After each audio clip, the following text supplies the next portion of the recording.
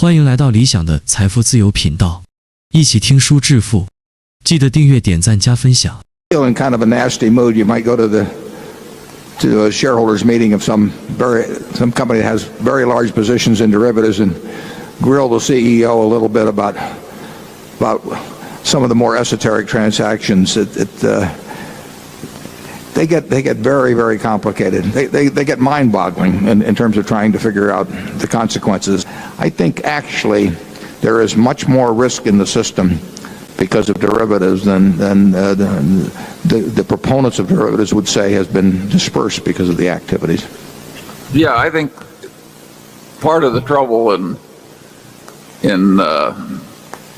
you were talking about came because people didn't think enough about the consequences of the consequences.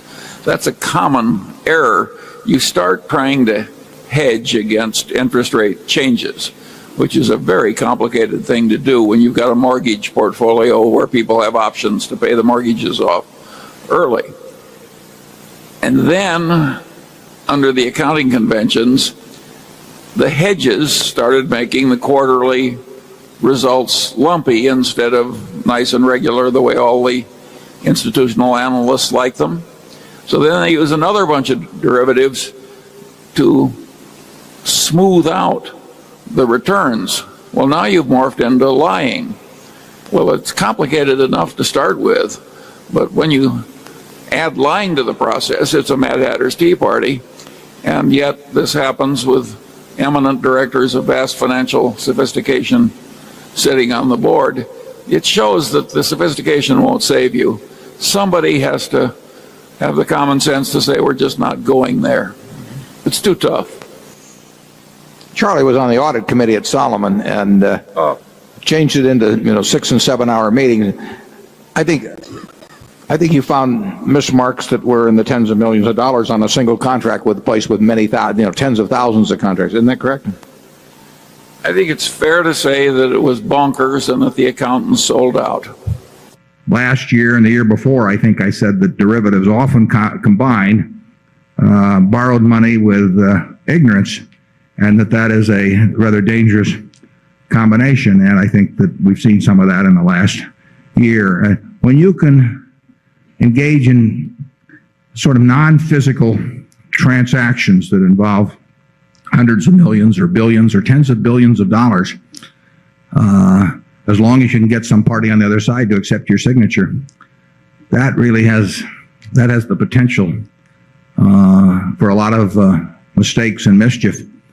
And if you've looked at the formulas involved in some particularly, I guess, interest rate type derivative instruments, it is really hard to conceive of how any business purpose could be solved by the creation of those instruments. I mean, they essentially had a huge, really gambling element to them. And I use that in the terms of engaging in a risk that doesn't even need to be created, as opposed to speculative aspects. They involve the creation of risk, not the transfer of risk, not the moderation of risk, but the creation of risk on a huge scale. And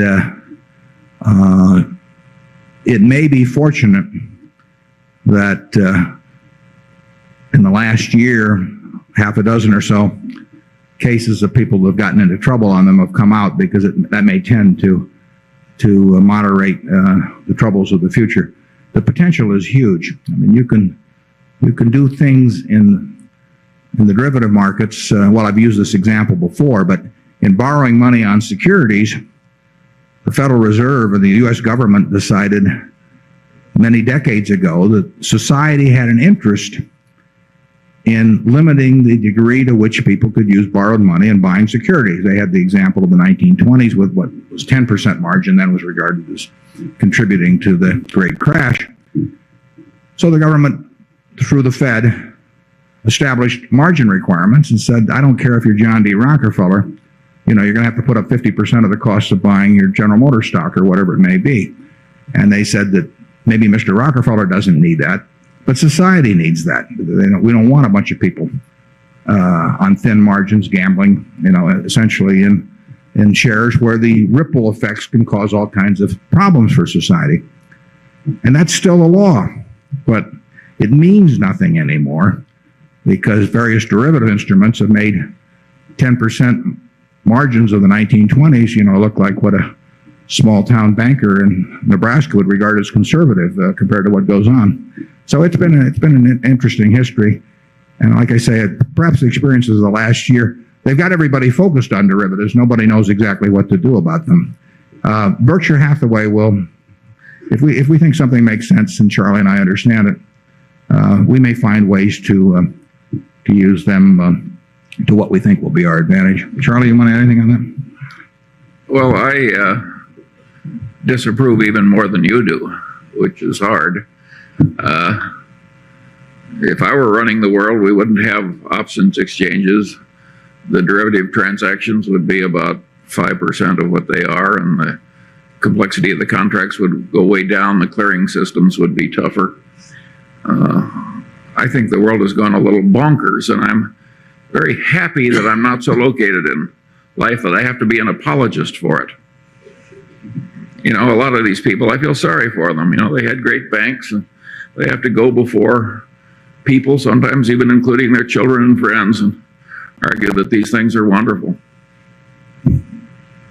First of all, thank you, Warren, for sharing all your information. You've changed my life. I took finance in university, couldn't understand Greek formulas, but now I can invest reasonably well. My question to you is, in the past, you've said for an investor, you should simply, for 99% of investors, you should simply stick money in an index fund and let it go and don't worry about it. Those 1% of investors, choose your best 5 stocks and put a substantial amount of money in it. I'm just wondering, how about a strategy of perhaps buying 20 of the best stocks in America, Procter & Gamble, Coca-Cola, Johnson & Johnson, whatever, the companies that have been around for centuries, or a century or decades or whatever, and just leaving it at that. Do you think that would outperform an index fund over the long term? And I want Charlie's opinion as well. Well, it's a little bit of, I don't know whether you're saying the 20 largest companies, the 20 best, you might get different thoughts from different people on what they are. But I think probably the 20 you would pick would virtually match the results of an index fund. Who knows exactly which ones would be the best. But the real distinction, and Graham made this in his book, basically, is between the person who is going to spend an appreciable amount of time becoming something of an expert on businesses, because that's what stocks are, or the person who is going to be busy with another profession, wants to own equities, and actually will do very well in equities. But the real problem they have is that they may tend to get excited about stocks at the wrong time. Really, the idea of buying an index fund over time is not to buy stocks at the right time or the right stocks, it's to avoid buying them at the wrong time, the wrong stocks. So equities will do well over time, and you just have to avoid getting excited when other people are excited, or getting excited about certain industries when other people are. Trying to behave like a professional when you aren't spending the time and bringing what's needed to the game to be a professional. And if you're an amateur investor, there's nothing wrong with being an amateur investor. And you've got a very logical, profitable course of action available to you, and that is simply to buy into American business in a broadly diversified way and put your money in over time. So I would say your group of 20 will probably match an index fund, and you'll probably do well in that, and you will do well in an index fund. Charlie? Well, I've got nothing to add. I do think it's that knowing the edge of your own competency is very important. If you think you know a lot more than you do, well, you're really asking for a lot of trouble. Yeah, and that's true outside of investments, yes. too. Yeah. Works particularly well in matrimony. you want to give any other advice on this? No. He gave it in the movie. I saw people taking notes. Okay, Becky. Our world is changing at a faster pace today versus 40 years ago, and even more so going forward. Under this context, for each of us individually, shall we expand our circle of competence continuously over time, or shall we stick with the existing circle but risk having a shrinking investment universe? Thank you. Well, obviously, you should, under any conditions, you should expand your circle of competence. If you can. If you can. Yeah, I've expanded mine a little bit over time. But If you can't, you ought to be pretty cautious. you can't force it. If you told me that I had to, become an expert on physics or, Dance may be the lead in the ballet, Warren. That would be a sight. yeah, well, that's what I hadn't Particularly even, now. that's one you may be thinking about, but that hadn't even occurred to me. But no, it's ridiculous. Yeah. That doesn't mean you can't expand it at all. I mean, I did learn about some things as I've gone along in a few businesses. In some cases, I've learned that I'm incompetent, which is actually a plus, and you've discarded that one. But it doesn't really the world is going to change. It's going to keep changing. It's changing every day, and that makes it interesting. As it changes, certainly within what you think is your present existing circle, you should be the master of figuring that one out, or it really isn't your circle of competence. And if you get a chance to expand it somewhat as you go along, I've learned some about the energy business from Walter and Greg as we work together, but I'm not close to their level of competence on it. But I do know more than I used to know, and so you get a chance to expand it a bit. Usually, I would think normally your core competence is probably something that sort of fits the way the mind is worked.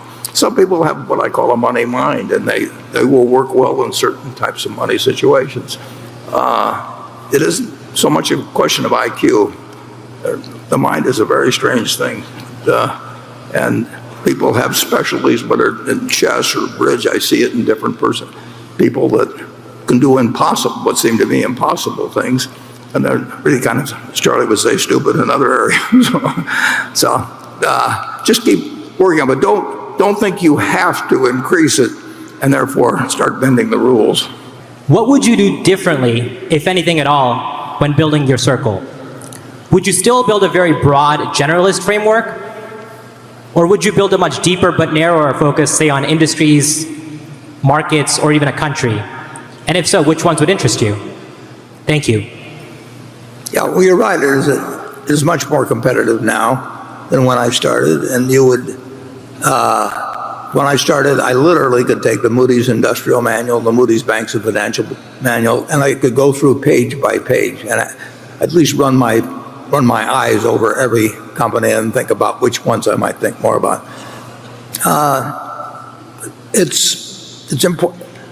I would just do a whole lot of reading. I'd try and learn as much as I could about as many businesses, and I would try to figure out which ones I really had some important knowledge and understanding that was